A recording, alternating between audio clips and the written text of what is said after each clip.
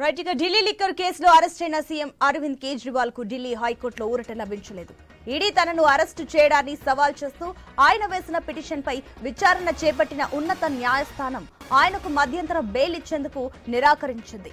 ఈ పిటిషన్ పై విచారణ సందర్భంగా ఇరు వర్గాలకు చెందిన న్యాయవాదుల మధ్య వాడివేడిగా వాదనలు కొనసాగాయి. అలాగే కేజ్రీవాల్ దాఖలు చేసిన పిటిషన్ పై హైకోర్టు ఈడీ అధికారులకు నోటీసులు జారీ చేసింది. ఈ అంశంపై ఏప్రిల్ 2లోగా కౌంటర్ దాఖలు చేయాలని ఆదేశించింది. తదుపరి విచారణను ఏప్రిల్ 3కు వాయిదా వేసింది.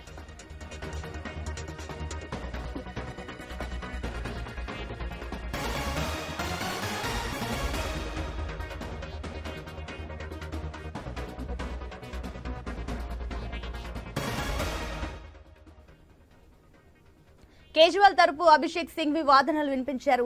ఈడీ తనను అరెస్టు చేయడం ద్వారా తన మానవ హక్కుల్ని ఉల్లంఘించిందని కేజ్రీవాల్ తన పిటిషన్లో పేర్కొన్నారు.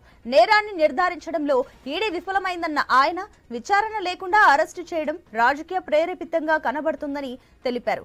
వెంటనే జైలు నుంచి విడుదల చేసి తనకు విధించిన రిమాండ్ను రద్దు చేయాలని కోరారు. లోక్సభ ఎన్నికల్లో పార్టీ ప్రచారానికి అంతరాయం కలిగించేందుకే కేజ్రీవాల్ ను అరెస్టు చేశారన్న ఆప్ వాదనను సింఘ్వి కోర్టు ముందు ఉంచారు. ఈ నెల 28న మధ్యాహ్నంతో ఈడీ కస్టడీ ముగుస్తుండటంతో ఆయన్ను గురువారం రౌస్ అవెన్యూ కోర్టులో హాజరుపరచనున్నారు.